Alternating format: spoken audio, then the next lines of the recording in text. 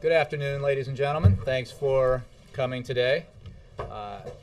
As you can see, I have guests with me. I'm proud and happy to have with me on my left the Secretary of the Interior, Ken Salazar, and on my right, Heather Zeichel, Deputy Assistant to the President, top advisor on energy policy to the President.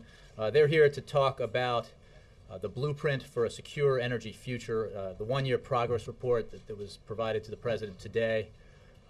What I'd like to do, as you know, when I have visitors like this, is have them speak to you for a few moments at the top, for you to address the questions you have on their issues at the top, and then we can allow them to exit, and I'll take questions on other subjects. And with that, I think I'll turn it over to Heather, and we'll get started. Thank you. As Jay said, the President today received a new progress report showcasing the administration's historic achievements in securing our energy future. The accomplishments in the report, which represent the efforts of 6 federal agencies, underscore the administration's commitment over the past 3 years to promoting an all-hands-on-deck, all-of-the-above approach to American energy and building a more secure energy future.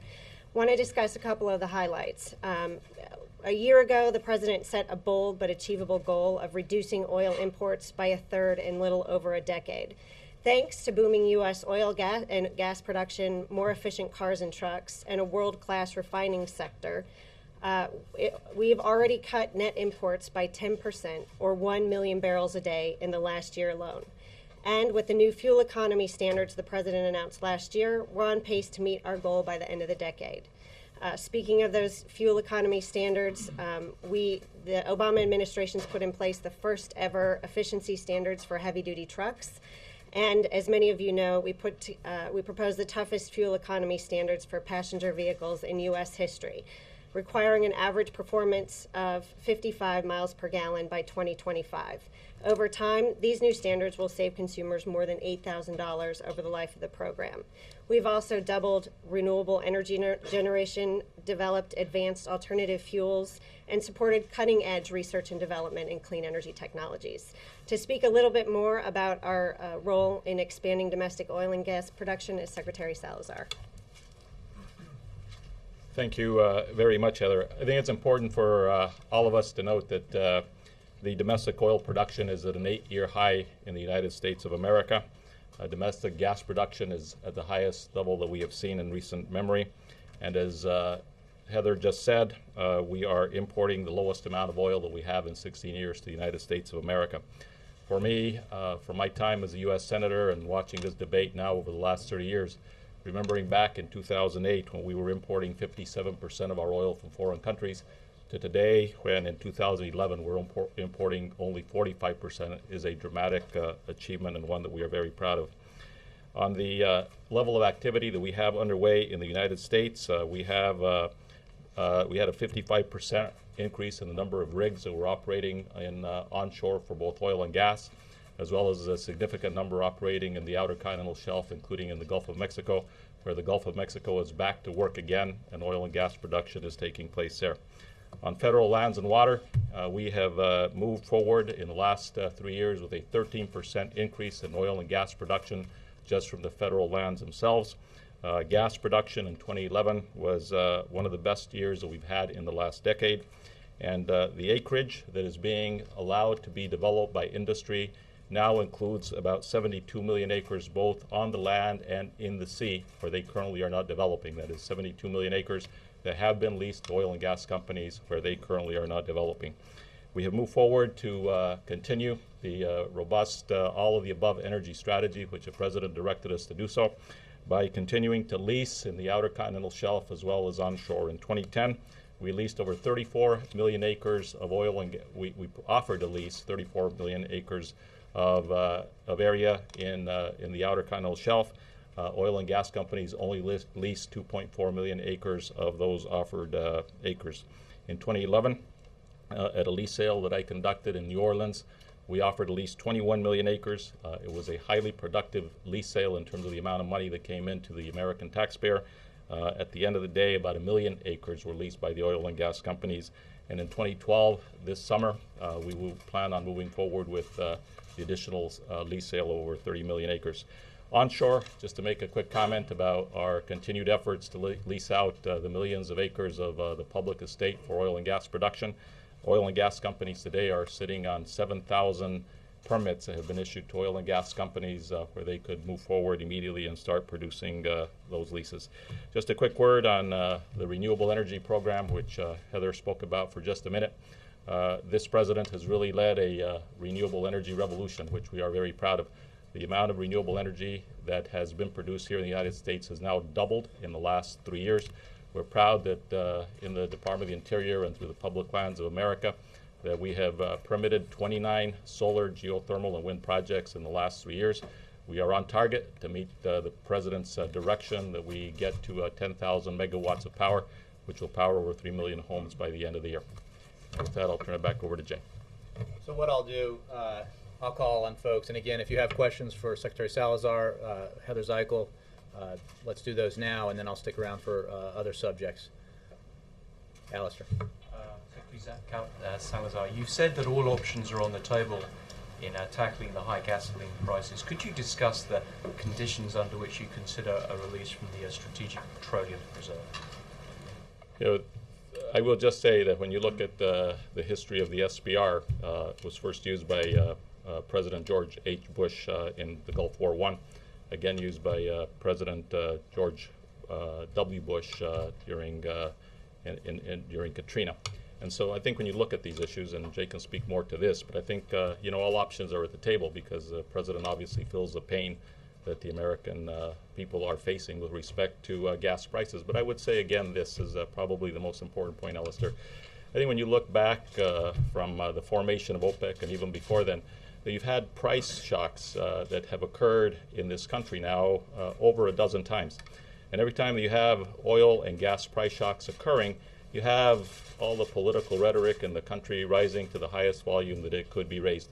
What this president has done from day one is to move forward with a kind of energy policy and strategy that includes the all of the above energy program that we're implementing, because that's the only way that we're going to get to a point where we stop having the kinds of price shocks and disruptions that we've been seeing since the formation of OPEC, and in fact even before the formation of OPEC. So does a rise in price meet the strategic threshold for release from this program? Yeah, I'm going to have Jay answer the question because he has been working more specifically on that issue. You want to take it? Yeah.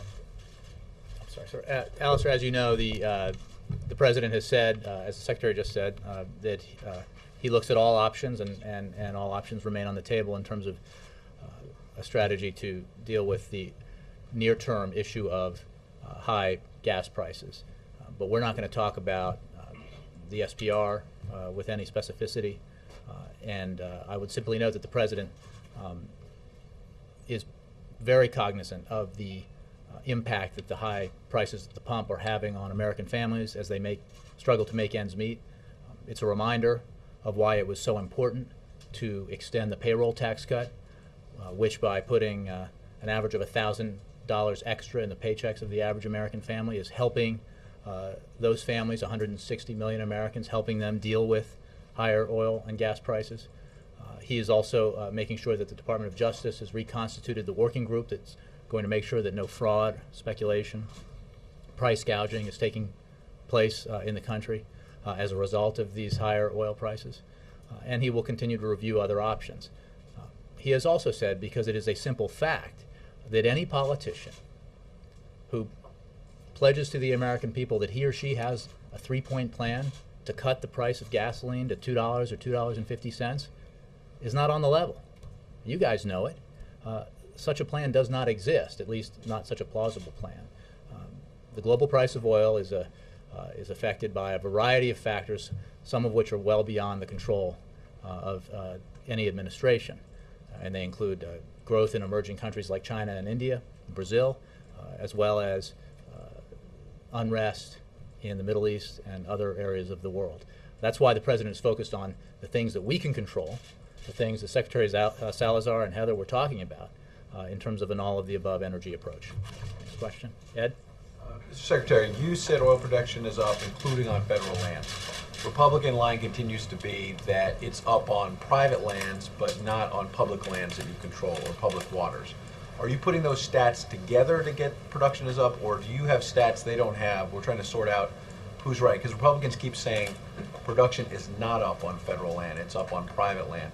And then just more broadly, how do you answer, they say repeatedly that these are Bush administration policies that increase drilling.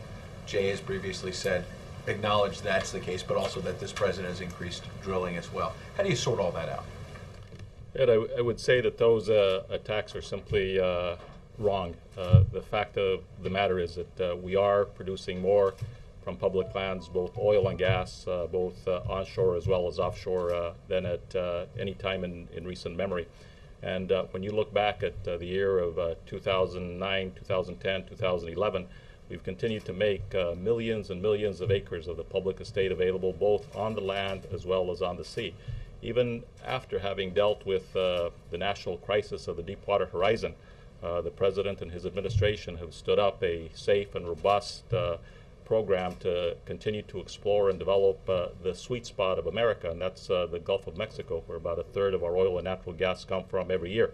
And today, when you go out to the Gulf, you will find that there are more rigs working there than at any recent time in memory. And the fact of the matter is, just in the last 12 months, we've issued over 61 permits just to drill in the deep water, about 100 to drill in the shallow water. So, we have more of that coming. When you think about Alaska, where the National Petroleum Reserve has essentially been off limits because of bureaucracies that have happened during Republican and Democratic administrations of the past, this administration has essentially solved the problems so that we're going to be seeing development in the NPRA for the first time in history. So for those who say that this president and his administration have turned back the clock on allowing our public lands to be used for oil and natural gas production, they simply are wrong. I think I might just add to that by stating that, the numbers speak for themselves in terms of oil and gas production going up every year since the president has been in office. But as the president has also acknowledged, we're not at a point where we can drill our way out of this problem. That's why the report and all of the policies that this administration have been working on since day one, from energy efficiency to alternative fuels, have been a top priority administration-wide. Mara? The president often says there's no silver bullet to bring gas prices down in the short term, but he has called on Congress to do away with subsidies for oil and gas companies. Do you guys have some kind of estimate of how, if those subsidies were gone, it would affect prices at the pump? Or is it just a fairness issue? I think from our perspective, it's a fairness issue. At this point in time when we're making difficult decisions about the budget and where to make investments and where to cut, the fact that oil and gas companies are bringing in record profits and at the same time getting $4 billion in subsidies annually, those subsidies should be repealed. And the president has called for that, and I believe the Senate will be acting soon to vote on this issue as well. He's not arguing that there would be some kind of a connection between that and prices going down. Correct. Any more for, yes, Steve? If production is going up every year, why is gas heading toward $5 or $6 a gallon? I mean, if the laws of supply and demand don't apply anymore? But here is the reality, and I think all of you in this room are smart students of history. And so I think when you look back at history all the way back to 1857, but bring it into the post-World War II era, you see the price shocks for both oil and gas that have occurred in this country and the different responses that are made. And those responses have been going on since the formation of OPEC, the Gulf War I, and a whole host of other things that have happened. And what the reality is that the oil prices and the gas prices that we pay here in the United States are set on the global market. We don't set them and we don't control them. This president and this Congress can't control those prices because they're set on the global market. But what has failed for the last 4 years is that no one until President Obama came into office has really embarked on an all-of-the-above energy strategy, because that's ultimately what will be the insulation against these ups and downs and these price shocks. So when we talk about an all-of-the-above energy strategy, what we're talking about is, yes, we will produce more domestically, as we have shown we have done in the last 3 years, but yes, we will use less in the way that we've done with the president's action in creating a much more fuel-efficient fleet system here in the United States of America. And yes, we will move forward with alternative energies and alternative fuels like biorefineries, or the powering of much of our electrical needs in the United States through what we're doing with solar, geothermal, and other forms of renewable energy. And it's the commitment to sustain over time that all of the above energy strategy that ultimately will help us deal with this issue, which otherwise is outside of the control of the United States. Jay, the president's been talking about this sort of more patient or sort of longer-term approach, all the above strategy for a while now. But a new poll out today from the Washington Post and ABC News shows that 2/3 of the public disapproves with the president's handling of the gas price issue, and that only 26% approve of the way he's handled this. You guys continue to say all options are on the table, but doesn't this say that people want more immediate action? And what do you tell those folks?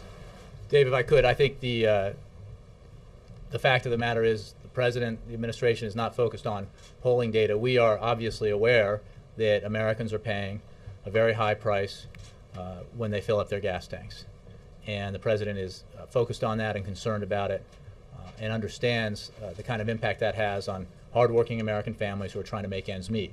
That's why he is focused on a broadly cast economic policy that includes a payroll tax cut to 160 million Americans that gives them extra money in their pockets to help make ends meet, a jobs-focused policy that increases employment, increases economic growth, and is looking at specific alternatives and approaches to deal with both our short-term and our long-term energy situation.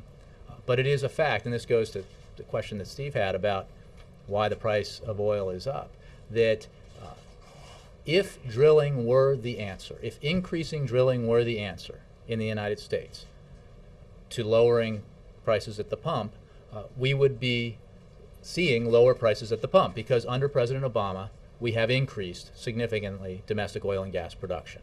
That is a fact. What also affects, obviously, the international price of oil is economic growth in China, India, Brazil, other emerging countries, economic growth around the world. The fact is, the United States is growing, other parts of the world are growing, and that increases the demand for oil around the world, and that has an impact on the price globally. Of course, also unrest and uncertainty in the Middle East, whether it's Iran or Syria or Libya last year, has an effect, and these are all factors that we have to take into account as we make policy, and only reinforces the imperative that we do everything we can to reduce our reliance on foreign sources of energy, which is why this president is focused on an all of the above approach. Let's take two more here. Alexis? Mr. Secretary, you just said that the administration was successful in solving some of the problems so that oil production can take place in Alaska. And my question is, do you feel confident that the administration could resolve similar problems and impediments so that Keystone could take place under this administration's watch?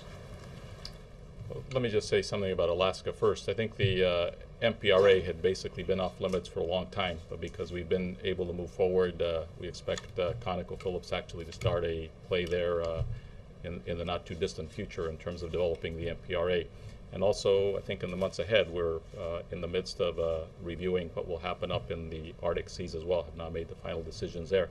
But those have been debated for a very long time, but I think they are indicators that the administration has tried to look for oil and gas production for a lot of different specifics related to the country and its energy needs, but also to Alaska and the Trans-Alaska pipeline. On the Keystone pipeline, I would just say this: the president never reached a judgment on the merits because it didn't come here, but it was the State Department, and they never reached a judgment on the merits.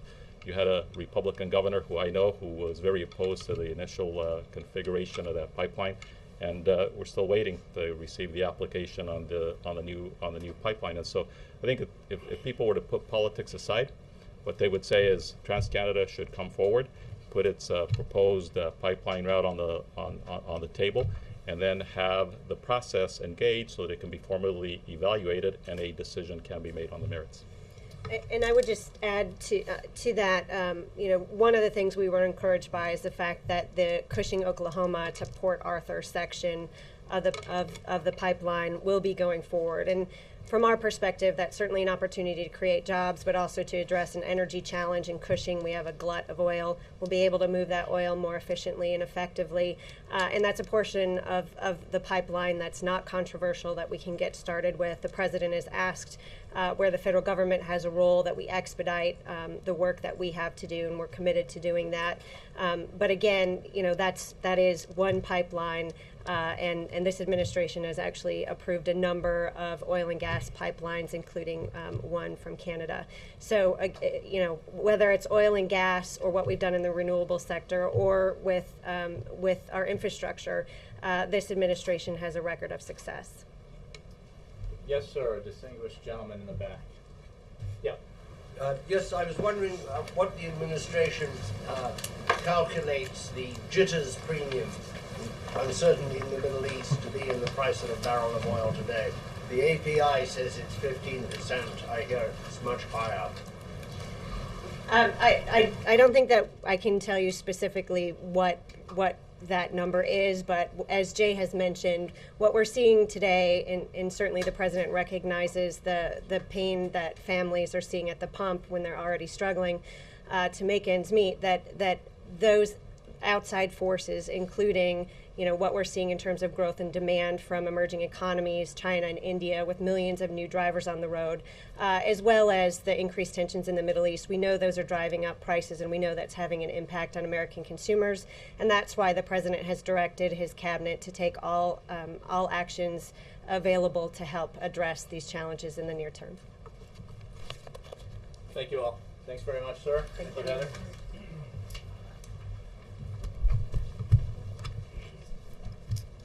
Okay, with that, we can move on to other subjects or even stay on this subject.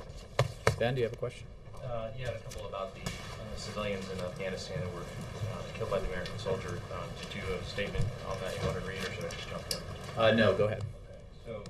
So, first of all, is this incident one that the president fears puts Americans in jeopardy there? Well, the president is always concerned about the well-being and welfare of Americans stationed overseas, especially in a place like Afghanistan, both men and women in uniform as well as our civilian personnel. And that is certainly the case in Afghanistan. For specifics about what actions may be being taken by the military or by the civilian presence there, I would refer you to the State Department or the Defense Department, specifically with regards to the aftermath of this incident. But you can be sure that the president remains very concerned about that and will continue to be so. Does this incident affect the president's thinking at all about the pace of withdrawal of American troops? I think it's important to remember, Ben, that the president's policy in Afghanistan, which was announced after a very careful and thorough review of a war there that had, under the previous administration, begun to drift, that lacked a coherent set of priorities and goals, has been to focus on our number one priority, which is to disrupt, dismantle, and defeat al-Qaeda. And in service of that objective, to help stabilize Afghanistan to the point where Afghan security forces can begin to take over responsibility for the safety and security of that country. Because, after all, there is one reason why U.S. forces were sent to Afghanistan, and that is because the United States was attacked on September 11, 2001, in a plot that was hatched in Afghanistan by al-Qaeda leaders. That remains his objective, and that has not changed. And it is important to remember that as part of that strategy, the president has been, and ISAF forces have been, drawing down already. After the surge in forces have been drawing down, as announced previously. And that will continue. As will be discussed in Chicago when NATO ministers meet and NATO heads of state meet, that process will continue so that in accordance with NATO policy set in Lisbon, the Afghans will take over control for the security of their country by the end of 2014. The pace of that withdrawal will depend on a variety of factors that will certainly be discussed in Chicago at the NATO meeting, and will be discussed running up to Chicago and in the aftermath of Chicago. And it will be determined by a variety of factors related to the situation on the ground. But it is important in the aftermath of this terrible and tragic incident to remember why we are there and what our objectives are in terms of the United States national security. You keep drawing us back to that broader objective, which I understand, but in the meantime, you have the Koran burning incident.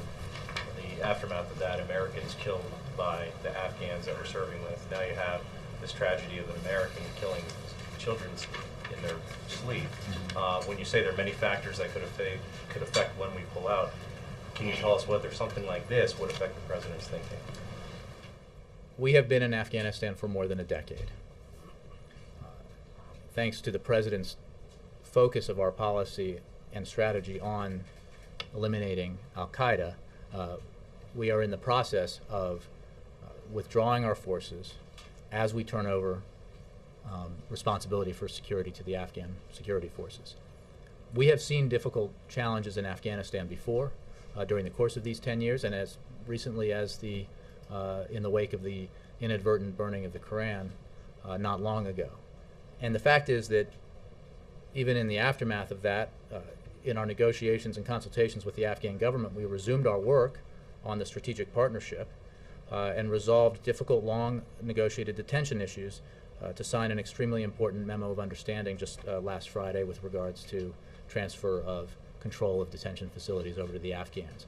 And I bring that up only to point out that we will continue to have very direct and important negotiations with the Afghan government as we pursue a strategy that is designed to bring our troops home as we achieve our objectives and to turn over increasingly responsibility for security in Afghanistan to the Afghans.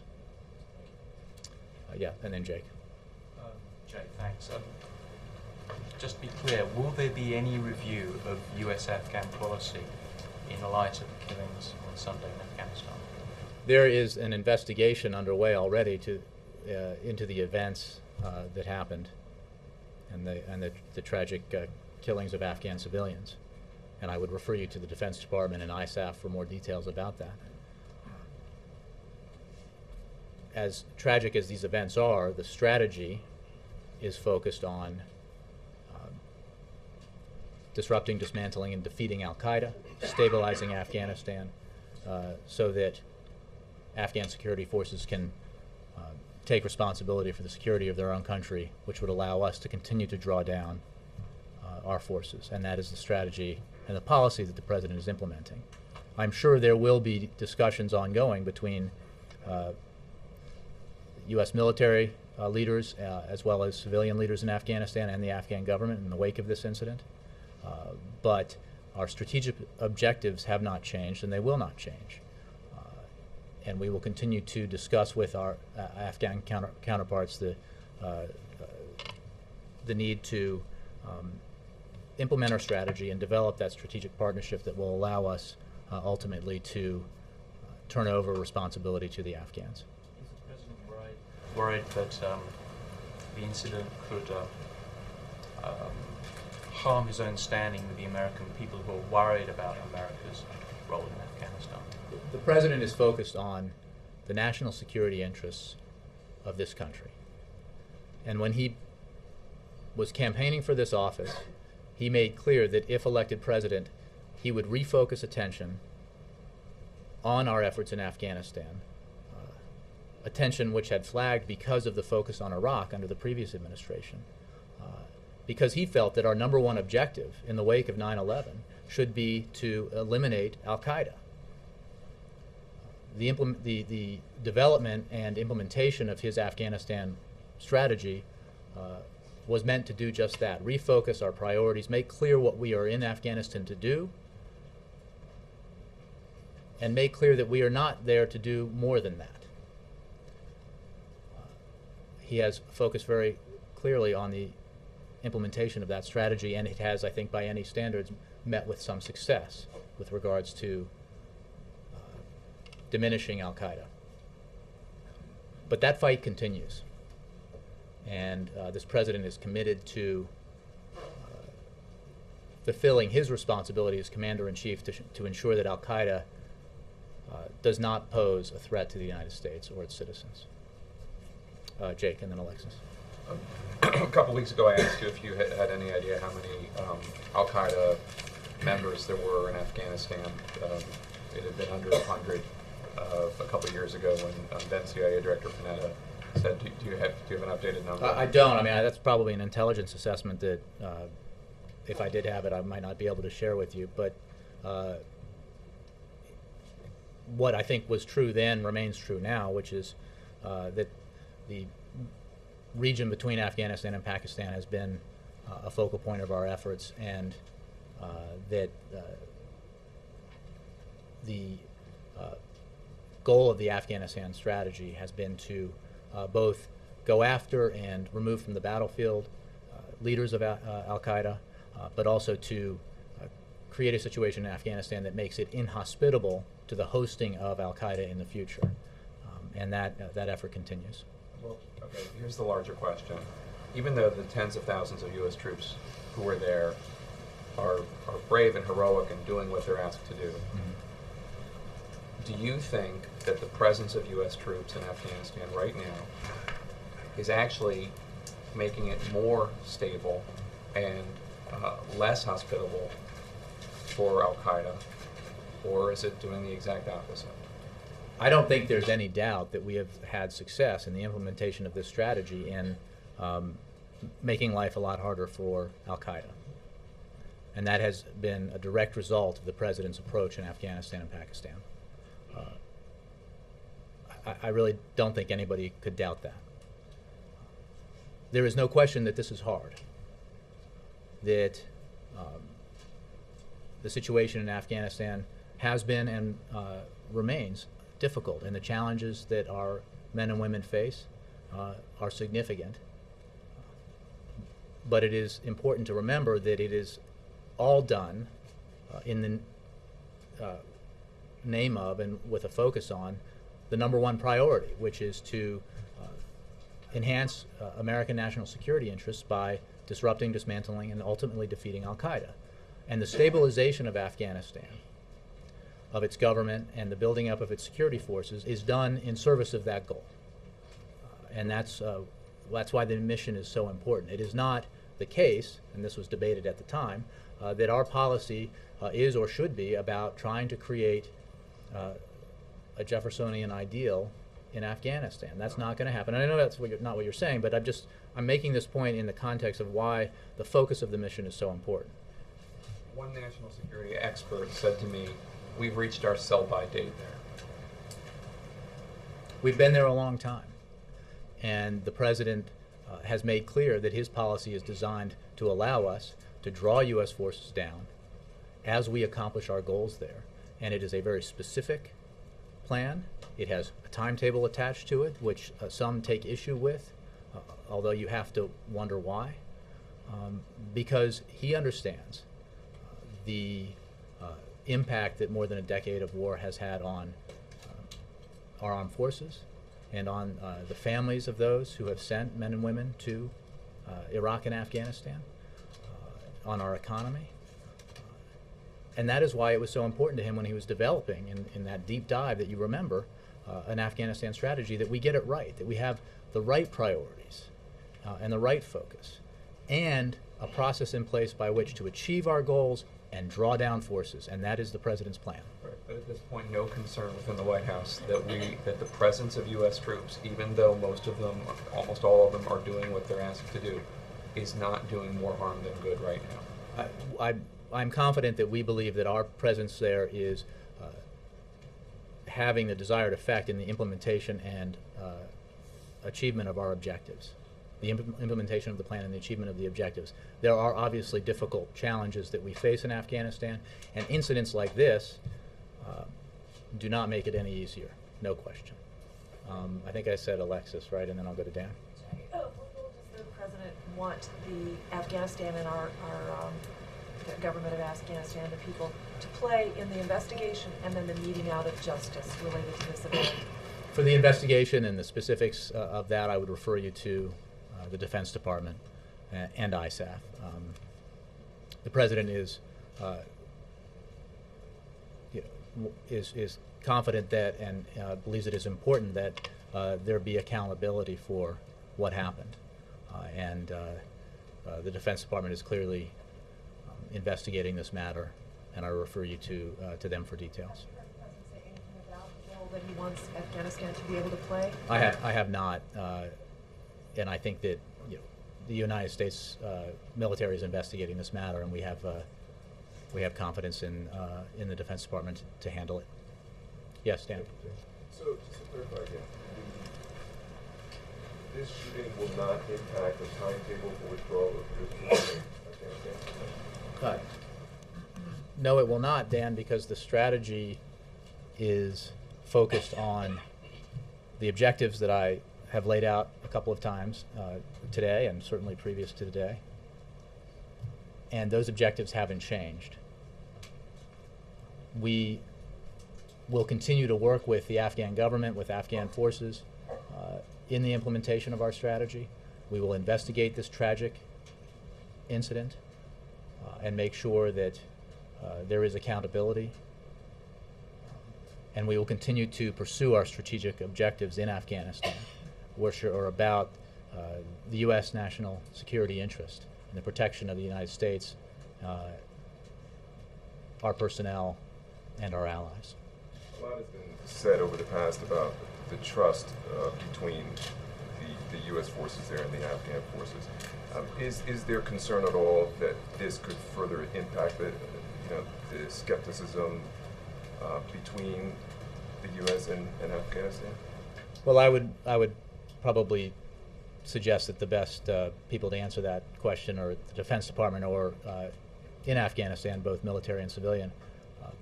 This is a challenging time, there's no question. The focus of our policy is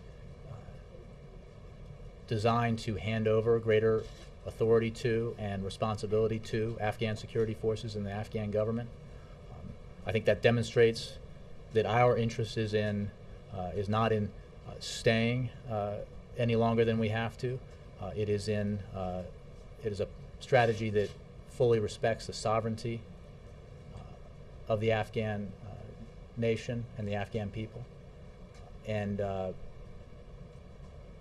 we will continue to focus on the implementation of that strategy, to continue to focus on taking the fight to Al-Qaeda. There is a reconciliation process, Afghan-led, that is an important element as we move forward. And all of these aspects will continue.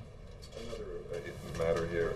In 5 counties in southern Illinois, I'm told, were denied disaster aid from FEMA, and I'm wondering why. From Illinois? Because of tornadoes and other storm damage there, they've requested disaster aid.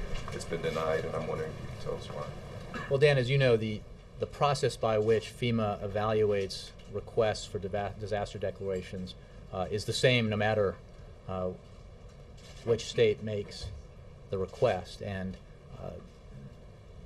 the criteria that allow for the approval of a declaration for Kentucky, for example, are the same criteria that may result in a denial, at least for now, to another state because those they haven't been met, and it is judged based on those objective criteria that the state in question has the wherewithal to handle storm recovery on its own. But FEMA has a lot of regional offices, a lot of presence on the ground in these affected states, and the evaluation process continues, and our efforts at the federal level to assist those states that have been affected by these storms will continue. Yes, Mara. Quick question. Is the president still planning on going to watch the basketball game tomorrow? That's still... His schedule has not changed. Okay. And just to follow up on the Afghan questions, because you seem to be saying 2 different things. I just want to get this clear. First, you said to Dan, no, it will not have any impact on the timetable, but earlier you said the pace of the withdrawal will be determined by a variety of factors. We have to assume this is one of the factors that the NATO ministers will discuss. Well, a couple of points. I think you're finding a distinction that doesn't exist. The focus of our overall strategy is not in reaction to a single event, and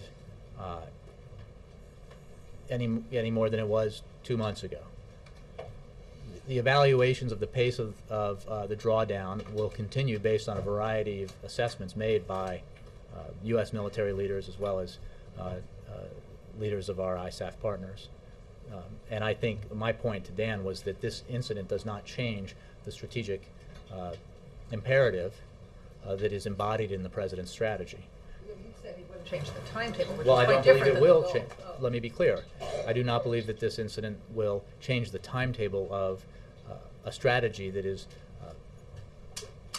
was designed and is being implemented in a way to allow for the withdrawal of U.S. forces, to allow for the transfer of lead security authority over to the Afghans, and a process that will be completed no later than the end of 2014. And the discussions about the pace of that drawdown have been ongoing, as I think Secretary Panetta discussed not long ago, as he was having discussions with fellow defense ministers, and will certainly be a subject of discussion among heads of state in Chicago at the NATO meeting there in May.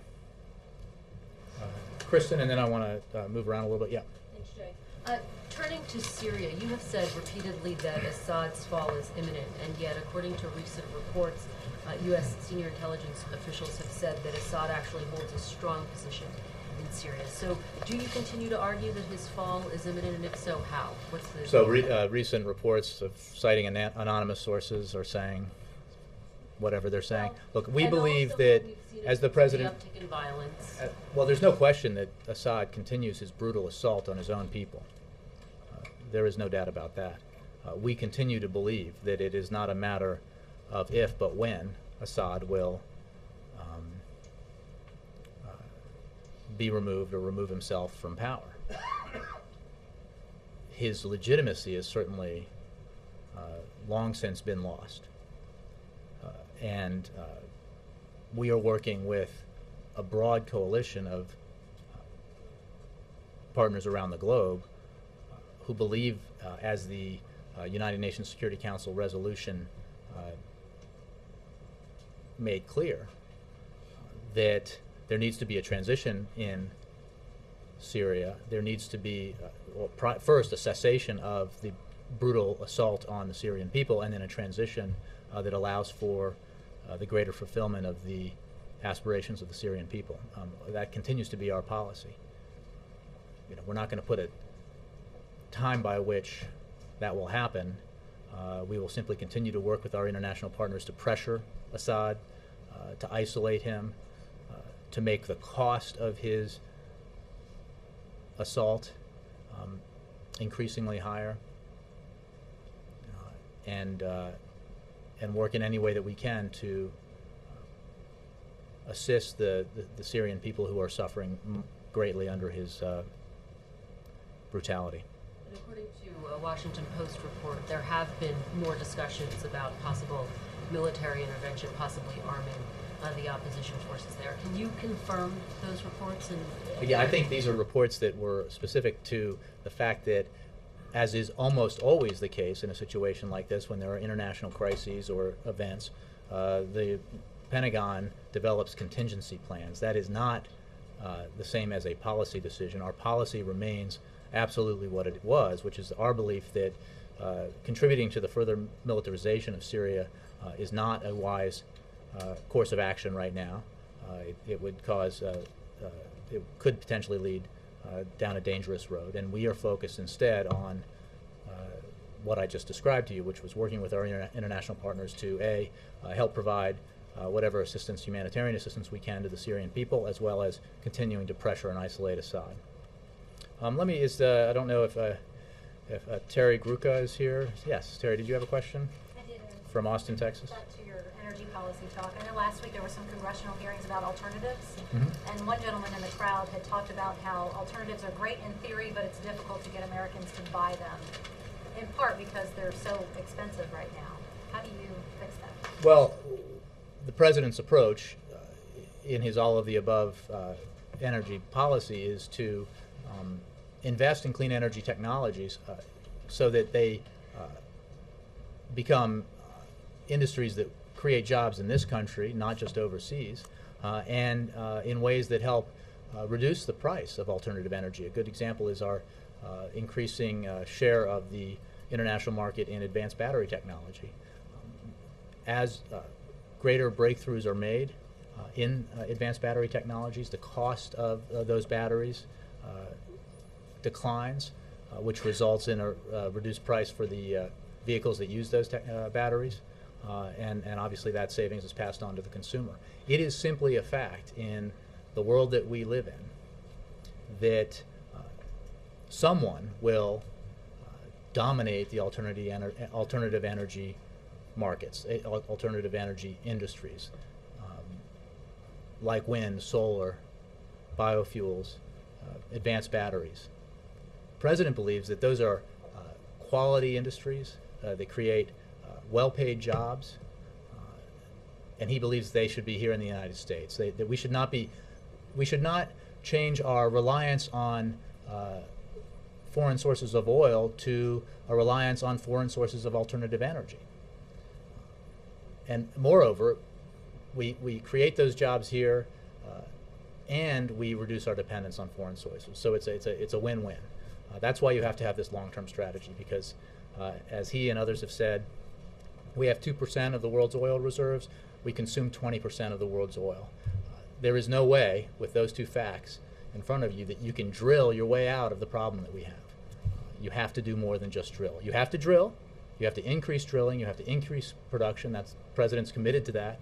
But you have to do everything else as well, and that includes not just advanced batteries or biofuels or wind and solar. It means granting the first permit to build a new nuclear power plant in the United States in 30 years, which this administration has done. It's an all-of-the-above approach. Some people argue, though, that that's why gas prices will not, there's not really a push to lower gas prices because you need gas prices to be high in order to get people to buy. Well, that is categorically false.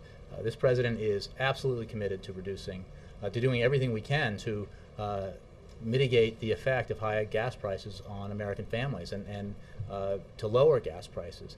What he is not willing to do is to look the American people in the eye and claim that there is a strategy by which he can guarantee the price of gas will be $2.50 at the pump.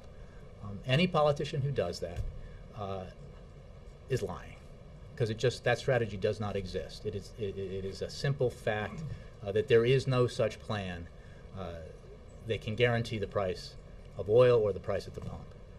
You have to have an all-of-the-above approach, and that all-of-the-above approach can limit the effects or reduce the effects of high gas prices on Americans. It can also, importantly, reduce our dependence on foreign oil so that when there are fluctuations in the oil, the price of oil internationally, we are more insulated from the effect of that. Yes, Roger. Thank you. Pat Roberts, the highway bill in the Senate, Pat Roberts has introduced a package of amendments that basically revisits that package that they defeated last week. That was defeated last week. The President was making calls last week to make sure that defeated. I was wondering if he's making calls again on this. I don't have any additional calls to report. I would say, as I said then, when that report emerged, that the President has conversations with members of Congress with some frequency, and we don't read all of them out. Let me give others a chance. Mr. Noller. Jay, what was the reason for the President's meeting with Mayor Bloomberg a few weeks ago? They speak from time to time. The President appreciates the Mayor's insights into matters of policy. He appreciates the Mayor's leadership on issues like immigration, the economy, and other issues. And he enjoyed the lunch that they had here. A job interview, perhaps? It was not a job. Second term? Absolutely not. No, they were focused on policy matters. And what is the reason the President is taking Prime Minister Cameron to a basketball game? Well, because I think it's an opportunity for the President and the Prime Minister to spend some time together outside of the official trappings of Washington and the White House, and an opportunity for the President to show the Prime Minister a slice of American life. You know, March Madness is just getting started. Some of us enjoy it quite a bit. many Americans do around the country, and he certainly looks forward to sharing that with Prime Minister Cameron. And I'll be happy to attend that event with them just to make sure everything goes according to plan. George, and then Jared. Two questions on Afghanistan. I wonder if you had any response to House Armed Services Chairman Buck McKeon, who said in a speech, he said President Bush gave over 40 speeches about Iraq, trying to educate the country to understand what we're engaged in. President Obama has given 3 speeches about Afghanistan. He hasn't done anything to educate and bring people along.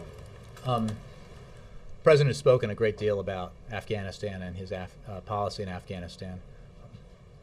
I will leave the irony of the comparative there to others to assess.